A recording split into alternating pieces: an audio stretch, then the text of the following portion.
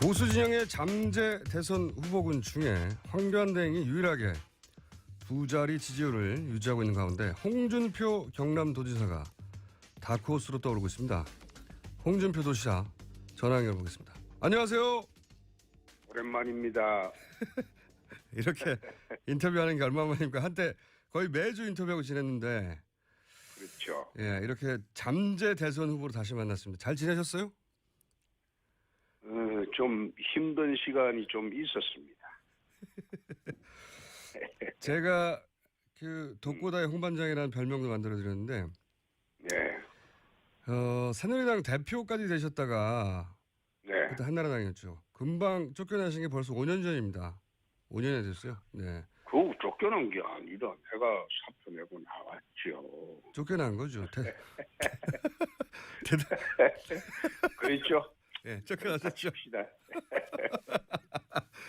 되돌아보면 예. 이 소위 친박으로부터 쭉 당해왔다 이렇게 말할 수 있지 않습니까? 홍 지사님은?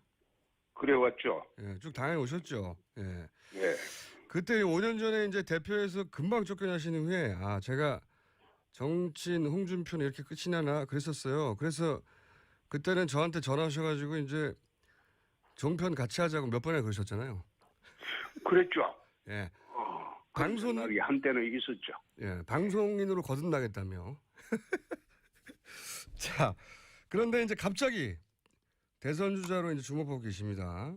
그래서 최근 몇 년간 홍준표 흥망상쇠 제가 한번 간단히 되짚어 보는 건데, 네네. 그러다가 이 성완종 사건으로 1심은 유죄를 받았다가 최근에 2심 무죄를 받으셨어요. 이제 대법원 판결을 남기고 있기 때문에 이거 관련해서는 딱 두 가지만 여쭤보겠는데, 네. 돈은 진짜로 안 받으셨어요?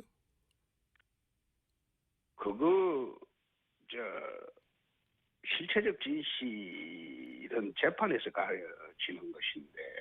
그렇겠죠, 물론. 그런데 만약 그래 물어보면 예. 내가 이렇게 답변할 수밖에 없죠.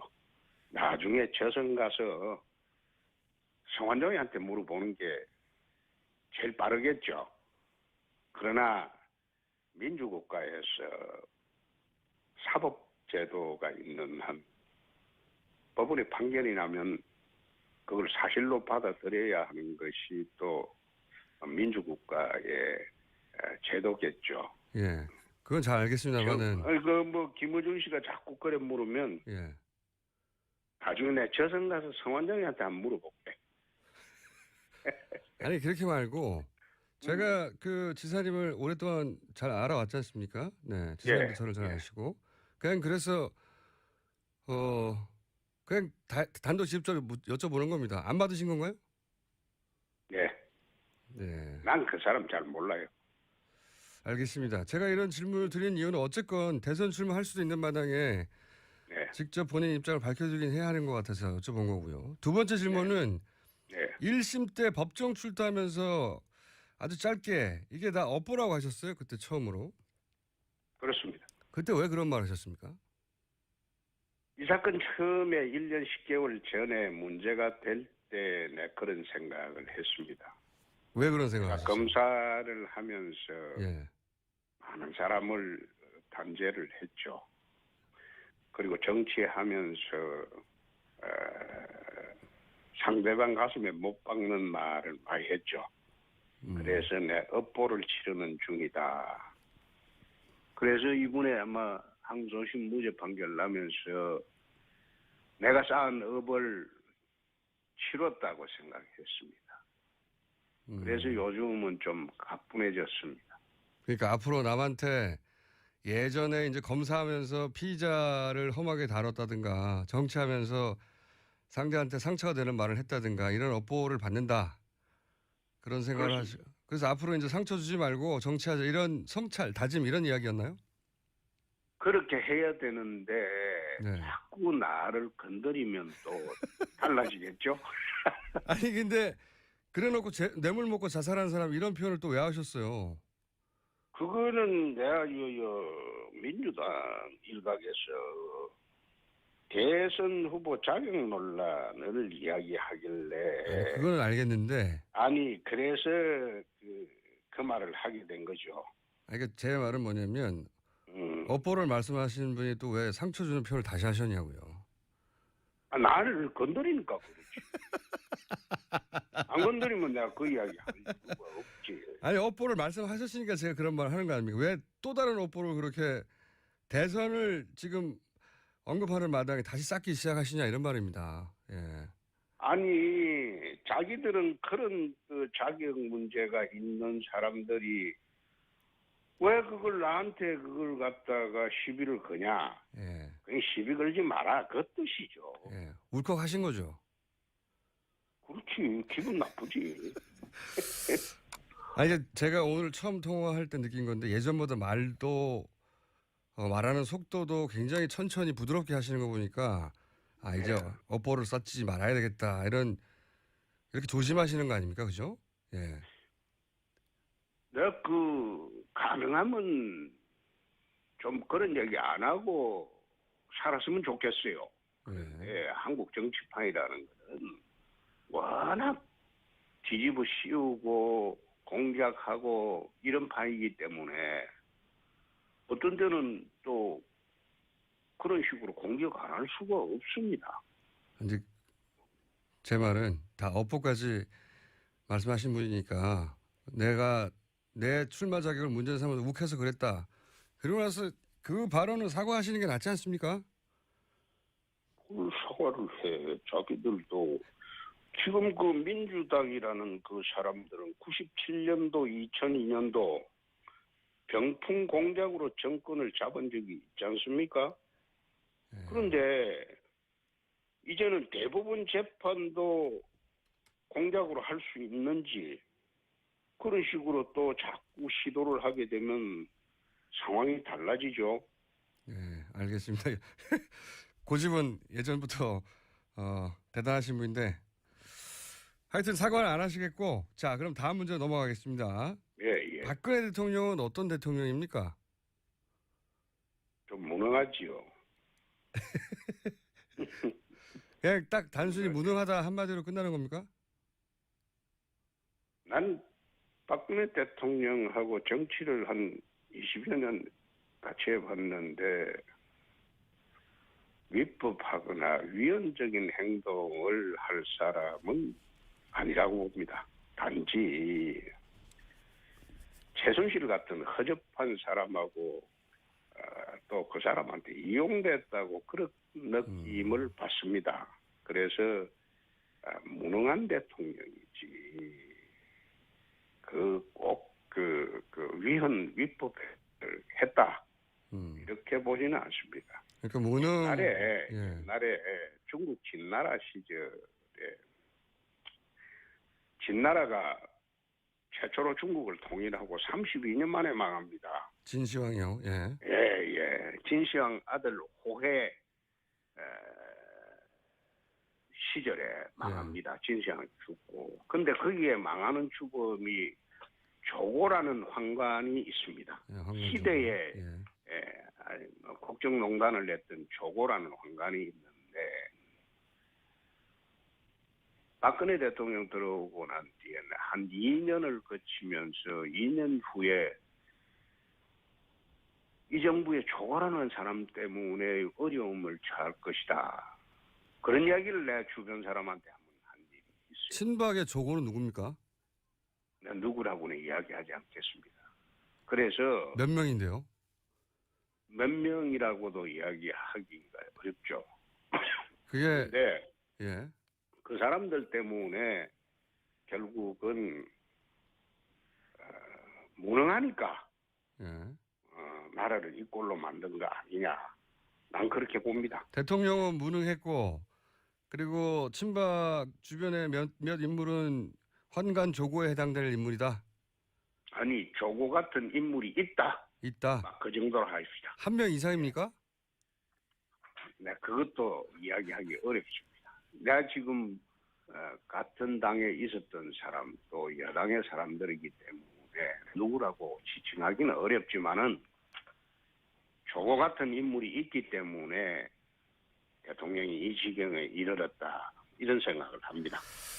그래서 결국은 이제 무능하지만 무능이 사법적 소추 대상은 아니지 않느냐 이렇게 보시는 거죠. 말하자면. 저는 그래 봅니다. 예. 예, 예. 그런데 무능했다고 하는 프레임이 지금 대통령 변호인단에서도 나오는데 제가 한번 이렇게 얘기해 드려볼게요. 그 박 대통령도 이제 좋은 정책이라서 한 것일 뿐이다 이렇게 얘기하거든요. 최순실이 이권을 챙기는 줄은 몰랐다. 지금 말씀하신 그런 말씀 맥락을 같이 하는 건데 예. 근데 대통령은 본인이 펴는 정책이 뭔지 알고 해야 되잖아요. 그렇죠? 그런데 그렇습니다. 아무리 고의가 없다고 봐줘도 업무상에 필요한 주의를 게을리했으니까 이게 과실 정도지 과실. 이게 단순한 무능 아니지 않습니까? 그러니까 업무상 과실은 그리고 그냥 과실보다 중하게 처벌하잖아요. 형사적으로. 근데 예. 거기 과실로 처벌하는 범죄는 특정이 되어 있습니다. 자, 그러면 제가 이렇게 지금 여쭤볼게요. 예. 거론된 모든 범죄는 과실은 처벌이 되지 않는 범죄입니다. 자, 제가 이제 그럼 이렇게 또 얘기해 볼게요. 구체적으로 하나만 예를 들어보겠습니다. 이제 대통령이 최순실을 추천한 민간인 2명을 안종범 경제수석을 시켜서 KT 회장에게 전화해서 KT에 취직시켜준 사건, 이건 아시죠? 그거는 내 언론을 통해서 안 봤어요. 예. 근데 이게 좀 자세히 말씀드리면 그 사람들 보직을 처음엔 취직시키고 그 다음에는 그 사람들 보직을 광고 담당으로 변경하라고 또 경제수석을 시켜서 KT 회장에 전화를 합니다. 그리고 나중에는 KT 회장에게 최순실 광고회사를 자격도 안 되는데 KT 광고회사로 선정하게 해요. 그래서 최순실 추천한 2명이 KT 내에서 최순실 광고회사에 KT 광고를 몰아줍니다. 이런 사건이 있었고 안정범 수석도 인정했고 안정범 수석 다이어리도 나오고 그런데 대통령이 민간인 기업의 보직을 정해서 취직시킨다. 그리고 나서 광고회사를 그 광고 담당으로 시킨다. 이거는 어린애도 아니고 너무 뻔하지 않습니까? 이렇게 되면 대기업 광고를 최순실 회사가 먹겠죠. 도지사님이 검사 시절에 이런 거 그냥 모르고 그랬다고 믿어주시겠습니까? 아니 대통령이 선출직인데 예. 선거 때 도와준 사람 그걸 갖다가 불법적으로 도와주면 안 되겠죠. 근데 그게 합법이냐 불법이냐 그 문제는 법원의 별도의 판단 또는 검찰의 별도의 판단이 있겠지만은 그 자체만으로 비난하기가 좀 어렵지 않습니까? 아닌데요. 지금 누가 정권을 잡든 간에 예. 정권 잡던 과정에서 자기에게 도움을 준 사람을 도와준다는 취지로 그렇게 했을 경우에는 그걸 꼭 범죄로 몰아서 단죄를 해야 되겠다. 그거는 좀 그렇지 않습니까? 그건 또 다른 한 방향으로 이해를 해줄 수는 있는데 그게 범죄가 된다면 그 문제가 되겠죠. 그러니까 여기서 범죄냐 아니냐를 떠나서 박근혜 대통령은 그게 이권을 이해한 건지 몰랐다고 하는데 이 정도 구도면 야 이렇게 광고 담당으로 보직을 정해주면 그리고 그 광고 그러니까 그러면 무능한 사람이지. 이걸 어떻게 모릅니까? 지사님 아니 뭐 검사 시절에 이걸 그거는- 몰랐다고 하면 믿어주시겠어요? 아니 내가 검사를 그만둔 지가 지금 몇 년이 됐는데 25년이 됐는데 뭐 나 이번에 내 당해보니까 검사 그 문제가 큽니다. 내 옛날에 검사할 때는 나는 천민 검사를 했는데 예. 뭐 밑바닥 검사를 했는데 요즘 내가 당해보니까 검사가 이거 사건을 수사하는 게 아니고 사건을 만드는 그런 걸 봤어요. 그래서 내 죽으면 내 아들들한테 형고 검사 부군신이로 지방을 써라. 그래 쭉 얘기를 해왔는데 이번 사건 당하고 난 뒤에 내 두 아들한테 그런 이야기를 합니다. 아니 그러면 밖에 나가서 너가 아버지 검사했다고 절대 이야기하지 마라. 내가 그런 이야기. 검사가 변했어요. 예전과 달라요? 예전에 우리가 검사할 때는 검사는 바른 일만 했지요. 다른 일만. 그리고 자 그러면 지사님 이번 특검 수사는 그럼 검사에게 나와서 하는 말인데 어떻게 평가하십니까? 특검 수사는. 원래 특검은 그거는 그 정치 검사입니다. 네? 특검이 순수 사법이라고 보기는 어렵습니다. 정치권에서 임명된 일종의 정치 검사들인데 이번 특검의 수사 과정을 지켜보면서 내 잘잘못을 떠나서 여론에 따라가는 수사를 하는 거 아니냐 그런 느낌을 받았습니다. 그러면 특검보다 오히려 검찰 특수본이 더 올바른 수사를 했었다 이렇게 보십니까? 특수본은 나는 저거는 만들어 놓고 제대로 수사를 못했다고 봅니다. 그리고 상대적으로는 어쨌든 특수본이 나왔습니까? 예. 특수본에서 기업 사람들은 피해자로 봤습니다.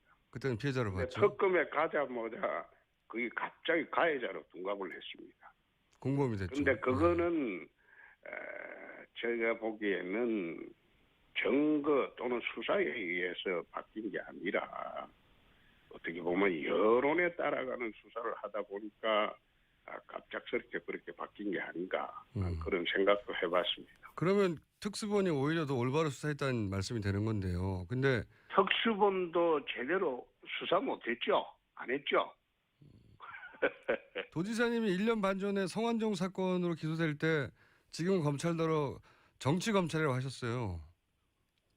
내가 정치검찰이라고 한 기억은 없습니다. 기사에 그렇게 나옵니다. 저도 기억이 나요. 아니 기사에 그래 정치적이었다. 예. 그렇죠. 그 결론은 정치적이었다는 건데 예. 그거는 그 성완종 리스트는 나중에 한번 재수사해 볼 기회가 있으면 알게 될 것입니다만 그거는 2012년도 박근혜 대통령 선거 당시에 대선 자금 문제입니다. 대선 자금 문제인데 그걸 피해가기 위해서 사건을 만들다 보니까 내 사건하고 이완구 사건은 대선 자금이 아니죠. 하나는 경선 자금으로 만들어놨고 하나는 선거 자금으로 만들었죠. 그래서 내가 좀 결론을 낼 때 이것은 정치적인 목적을 갖고 한 수사가 아닌가. 내가 그런 이야기는 한 적이 있습니다. 그 사안은 저희가 따로 한번 언제 시간이 되면 다루기로 하고요. 제가 이 질문을 드린 이유는 뭐냐면 이제 특검이 정치적이라고 하시니까 검찰 원래 특검은 정치권에서 임명을 하고 정치적인 성향을 안 지닐 수가 없습니다. 그래서 내가 하는 소리입니다. 그게 나쁘다 좋다를 떠나서 예, 알겠습니다. 헌법재판소하고 대법원이 또 다른 것은 헌법재판소의 본래적 그 본질은 정치적 사법기관이라고 헌법책에 되어 있습니다. 대법원은 순수 사법기관이에요. 왜 그런가 하면 헌법재판소는 정치권에서 다 임명을 하기 때문에 정치적 사법기관이라는 겁니다. 알겠습니다. 그래서 헌법재판소 결론을 할 때는 정치적인 판단이 반드시 들어간다는 겁니다. 자, 그러면요. 특검이 이재용 부회장에게 영장을 신청한 것도 정치적 편향이었다고 보십니까? 그거는 대답하지 않겠습니다.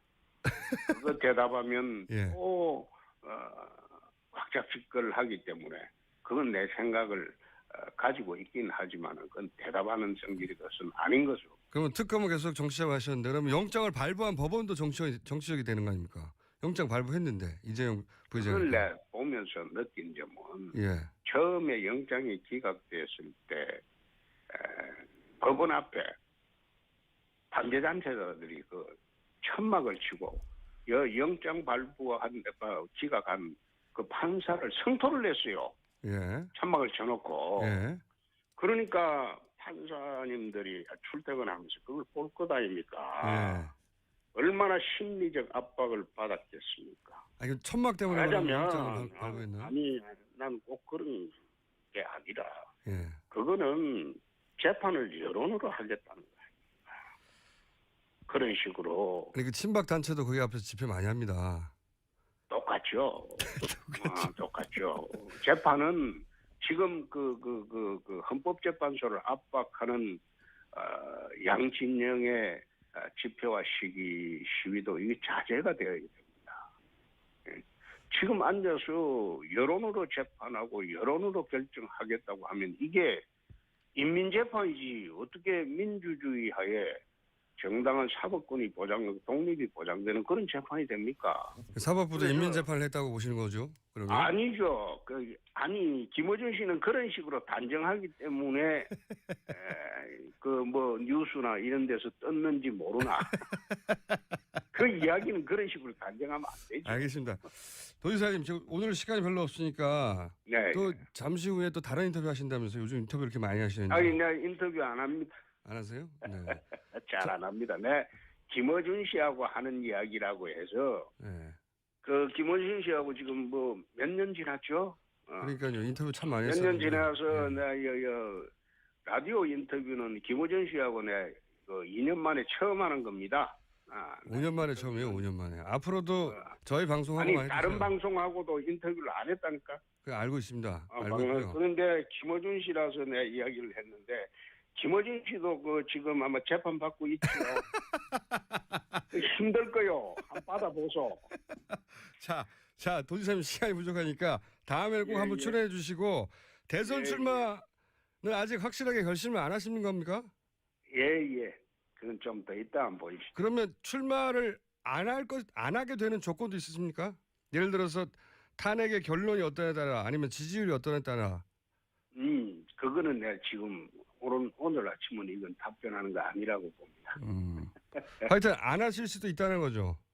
아니. 그러면요. 꼭 그래 답변을 요구하면 그게 이제 김어준 씨는 지 마음대로 사는 사람이잖아요. 아니 도지사님은 그럼 누구 눈치 보고 답변도 사셨어요? 그런 네. 식으로 마음대로 요구하면 안 되죠. 아니 그러니까 안 하실 수도 그 있냐고. 답변 잘못하면 예. 그것도 그게 발목을 잡습니다. 그건 나중에 이야기합시다. 그러면 안 하실 가능성은 없는 거죠? 아니 하고 안 하고 그건 나중에 하자니까. 나중에. 그리고 방송 진행 잘하시고 저는 김어준 씨를 보면 참 부럽다는 생각이 세상에 저래 마음대로 자기 속마음을 다 드러내놓고 살아도 참 따르는 사람이 많으니까 이게 얼마나 좋은 인생입니까? 대통령이 될 수 있는 확신이 드실 때 나오신다고 하셨던 것 같은데 다른 인터뷰에서 그 확신은 저는 뭘 판단으로 하십니까? 아니 예. 저는 느낌? 초상집에 예. 상주하기 위해서 출마하는 것은 아니다. 아하. 예. 될 때 나온다. 그거는 대통령이 된다는 확신이 설 때 출마 결심을 하는 것이지. 그렇죠. 예. 초상집에 상주되기 위해서 출마 결심하는 것은 아니다. 그러니까 제 말은 그 확신은 뭘 근거로 내리실 겁니까? 느낌, 지지율, 탄핵의 결과, 그다음에 가족 회의 뭐 여러 가지 있지 않습니까? 김어준 씨는 자기가 결정할 때 어떻게 합니까? 저는 혼자 하죠, 그냥. 그렇죠. 예. 저도 그렇죠. 근데 이제 뭘 보시고 할까? 여론 지지율이 가장 중요한가요? 지금 여론은 옳게 형성된 여론이 아니죠. 그러니까 여하간 그건 알겠는데요. 이거는 이렇게 근거가 뭐냐 궁금합니다. 아니, 지금은 좌파 강풍 시대이기 때문에. 예. 그럼 지지율은 아니고. 영답을 잘 안 해요. 영남 지지율 어떠세요? 영남 지지율을 근거로 할 것이다. 아니 꼭 그것보다도 예. 제가 판단을 해보고 예. 결심이 서면 그때 내가 김어준 씨한테 제일 먼저 전화 드리겠습니다. 알겠습니다. 저하고 지사님하고 정치적 교집합이 없었지만 항상 친하게 지내왔지 않습니까? 네. 교집합도 있지요. 어떤 게 있습니까? 교집합을 찾아본 적은 없는데 한 번도. 마음대로 자기 결정을 하고 그건 정치적 교집합. 과감하게 세상을 산다는 것은 비슷할 거요. 예, 마음대로 사는 건 비슷한 면이 있는데요. 아니, 정치적으로 한 과감하게 번도 세상을 산다는 거. 과감하게 알겠습니다. 예. 예. 정치적으로 한 번도 교집합은 없었어요. 자, 이건 어떠십니까? 예. 출마하시면 황교안 대행부터 얘기해야 되는데 지금 보기에는 본인과 황교안 대행을 정치적으로 비교하면 어떻습니까? 그건 황대행하고는 제가 뭐 비교를 하거나 해본 일은 전혀 없습니다. 한번 해보시면요. 지금 뭐 황대행은 예. 대통령이 사실상 유고인 상태에서 안정적으로 나라를 이끌고 있다고 봅니다. 그래서 황대행에 대한 국민적 신뢰는 상당하다고 봅니다. 그런데 이제 정치적 상대로 볼 때, 라이벌로 볼 때, 라이벌이 됩니까? 저는 황대행을 단 한 번도 라이벌이나 정치적 상대로 본 일이 없습니다. 그런 상대가 안 된다는 말씀이신가요? 에이, 천만에. 그런 뜻이 아니고 그분은 지금 관료고 관료. 저는 정치를 하고 있습니다. 아. 그렇기 때문에 서로를 비교한다는 것, 그거는 난센스라고 봅니다. 하지만 경선 같은 게 있을 수도 있고 그러면 상대해야 되지 않습니까? 그럴 때는 이길 자신이 있으신 거죠. 가정을 전제로 답변하는 것은 좀 이상하죠. 원래 잘 하시면서. 야권에서 가장 강한 후보는 누구라고 보십니까? 지금 기준으로? 저는 그 생각해 본 일이 없습니다. 다 생각해 본 일 없으시다고. 예. 생각해 본 일 없습니다. 그러면 안철수 의원이 대선에서 대결 상대로는 어떻다 평가하십니까? 안철수 의원은 이번에 끝까지 나오겠죠. 그거는 중도의 대표로 나올 것이고 좌파의 대표로는 문재인, 심상정 정도가 아마 나올 것이고 우파에서 또 한 사람 나올 것이고 그렇게 되면 이번 대선은 사자구도가 될 것으로 봅니다. 좌파의 두 분, 중도의 안철수, 우파의 한 사람 이렇게 되면 대선은 사자구도로 치러질 것으로 봅니다. 상대하기에 가장 강한 후보는 생각 안 해보셨습니까? 아직 대선 결심을 안 했기 때문에 그래도 이렇게 간을 쭉 보실 거 해본 일 아닙니까? 없습니다. 아직 없으세요? 해본 일 없습니다. 그러면 유승민, 남경필 의원은 본인의 적수가 됩니까? 보수에서? 에이, 그거는 제가 지금 그분들을 상대로 하는 정치는 안 하죠. 상대가 안 되는군요. 아니 상대 안 되는 게 아니라 그분들은 우리 프렌들이 한 사람인데 그분들을 상대로 하는 정치는 안 하죠. 지사님 오늘은 맛배기만 했고요. 벌써 시간이 다 됐어요. 이렇게 짧게 하시면 안 되고 다음번에는 저희 스튜디오에 한번 나와서 1시간 정도 빼주세요. 그래 합시다. 자, 예. 방송 인터뷰로 무척 반가웠습니다. 지사님. 예, 재판 잘 받으십시오. 그 힘든 겁니다. 여기까지 하겠습니다. 감사합니다. 네. 지금까지 홍준표 경남도지사였습니다. 이런 재판에서 가려지는 것인데. 그렇겠죠, 물론. 그런데 만약 그래 물어보면 예. 내가 이렇게 답변할 수밖에 없죠.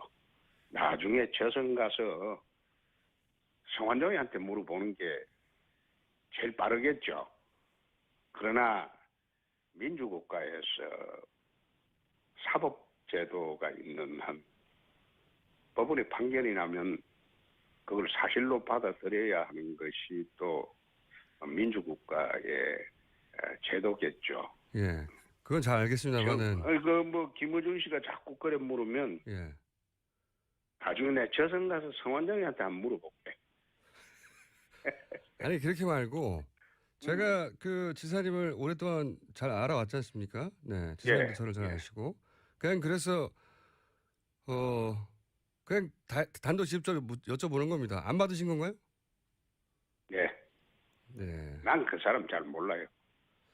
알겠습니다. 제가 이런 질문을 드린 이유는 어쨌건 대선 출마할 수도 있는 마당에 직접 본인 입장을 밝혀주긴 해야 하는 것 같아서 여쭤본 거고요. 두 번째 질문은 1심 때 법정 출두하면서 아주 짧게 이게 다 업보라고 하셨어요. 그때 처음으로. 그렇습니다. 그때 왜 그런 말 하셨습니까? 이 사건 처음에 1년 10개월 전에 문제가 될 때 그런 생각을 했습니다. 왜 그런 생각을 하셨어요? 검사를 하면서 많은 사람을 단죄를 했죠. 그리고 정치하면서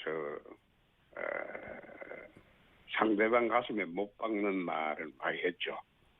그래서 내 업보를 치르는 중이다. 그래서 이번에 아마 항소심 무죄 판결 나면서 내가 쌓은 업을 치렀다고 생각했습니다. 그래서 요즘은 좀 가뿐해졌습니다. 그러니까 앞으로 남한테 예전에 이제 검사하면서 피의자를 험하게 다뤘다든가 정치하면서 상대한테 상처가 되는 말을 했다든가 이런 업보를 받는다. 그런 생각을 하시고. 그래서 앞으로 이제 상처 주지 말고 정치하자 이런 성찰, 다짐 이런 이야기였나요? 그렇게 해야 되는데 네. 자꾸 나를 건드리면 또 달라지겠죠? 아니 근데 그래놓고 뇌물 먹고 자살한 사람 이런 표현을 또 왜 하셨어요? 그거는 내가 민주당 일각에서 대선 후보 자격 논란을 이야기하길래 그거는 알겠는데 아니 그래서 그 말을 하게 된 거죠. 아니, 그러니까 제 말은 뭐냐면 음. 업보를 말씀하시는 분이 또 왜 상처 주는 표현을 다시 하셨냐고요. 나를 건드리니까 그렇지. 안 건드리면 내가 그 이야기 할 이유가 없지. 아니 업보를 말씀하셨으니까 제가 그런 말 하는 거 아닙니까? 왜 또 다른 업보를 그렇게 대선을 지금 언급하는 마당에 다시 쌓기 시작하시냐 이런 말입니다. 예. 아니 자기들은 그런 그 자격 문제가 있는 사람들이 왜 그걸 나한테 그걸 갖다가 시비를 거냐? 예. 그냥 시비 걸지 마라 그 뜻이죠. 예. 울컥하신 거죠. 그렇지 기분 나쁘지. 아니 제가 오늘 처음 통화할 때 느낀 건데 예전보다 말도 말하는 속도도 굉장히 천천히 부드럽게 하시는 거 보니까 아 이제 업보를 쌓지 말아야 되겠다 이런 이렇게 조심하시는 거 아닙니까, 그죠? 예. 내가 가능하면 좀 그런 얘기 안 하고 살았으면 좋겠어요. 예. 한국 정치판이라는 것은 워낙 뒤집어 씌우고 공작하고 이런 판이기 때문에 어떤 데는 또 그런 식으로 공격 안 할 수가 없습니다. 이제 제 말은 다 업보까지 말씀하신 분이니까 내가 내 출마 자격을 문제 삼아서 욱해서 그랬다. 그러고 나서 그 발언은 사과하시는 게 낫지 않습니까? 뭘 사과를 해. 자기들도 지금 오늘 누굽니까? 누구라고는 이야기하지 않겠습니다. 그래서 몇 명인데요? 몇 명이라고도 이야기하기가 어렵죠. 그게 근데 예. 그 사람들 때문에 결국은 무능하니까 예. 나라를 이 꼴로 만든 거 아니냐.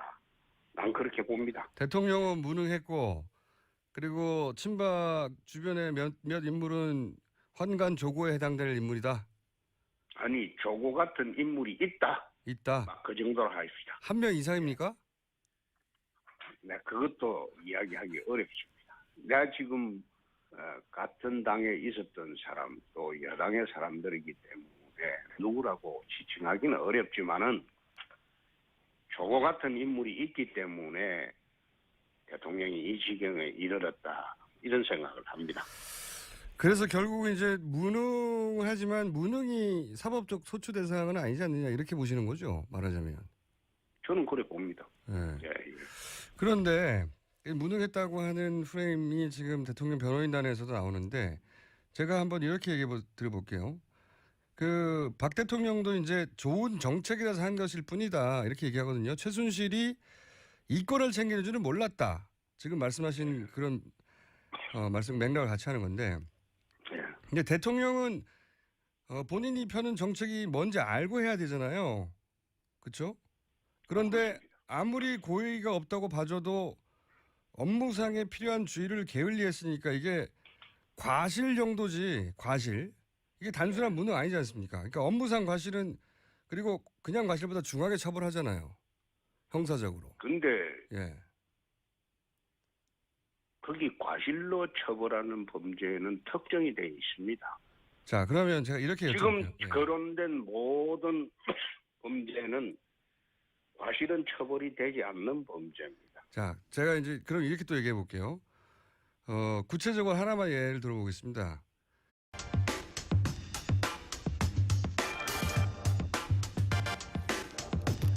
보수 진영의 잠재 대선 후보군 중에 황교안대행이 유일하게 두 자리 지지율을 유지하고 있는 가운데 홍준표 경남도지사가 다크호스로 떠오르고 있습니다. 홍준표 도지사 전화 연결해보겠습니다. 안녕하세요. 오랜만입니다. 이렇게 인터뷰하는 게 얼마만입니까? 한때 거의 매주 인터뷰하고 지냈는데 그렇죠. 예, 이렇게 잠재 대선 후보로 다시 만났습니다. 잘 지내셨어요? 좀 힘든 시간이 좀 있었습니다. 제가 그 독고다의 홍반장이라는 별명도 만들어드렸는데 네, 새누리당 대표까지 되셨다가 네. 그때 한나라당이었죠. 금방 쫓겨나신 게 벌써 5년 전입니다. 5년이 됐어요. 네. 그 쫓겨난 게 아니라 내가 사표 내고 나왔죠. 쫓겨난 거죠. 그랬죠? 네, 쫓겨나셨죠. 합시다. 되돌아보면 예. 이 소위 친박으로부터 쭉 당해왔다 이렇게 말할 수 있지 않습니까? 홍 지사님은? 그래왔죠. 예, 쭉 당해오셨죠. 예. 예. 그때 5년 전에 이제 대표에서 금방 쫓겨나신 후에 제가 정치인 홍준표는 이렇게 끝이 나나 그랬었어요. 그래서 그때는 저한테 전화하셔가지고 이제 종편 같이 하자고 몇 번이나 그러셨잖아요. 그랬죠. 예. 방송 방송은 한때는 있었죠. 예, 방송인으로 거듭나겠다며. 자, 그런데 이제 갑자기 대선 주자로 이제 주목하고 계십니다. 그래서 최근 몇 년간 홍준표 흥망상쇠 제가 한번 간단히 되짚어 보는 건데 네네. 그러다가 이 성완종 사건으로 1심은 유죄를 받았다가 최근에 2심 무죄를 받으셨어요. 이제 대법원 판결을 남기고 있기 때문에 네. 이거 관련해서는 딱 두 가지만 여쭤보겠는데 네. 돈은 진짜로 안 받으셨어요?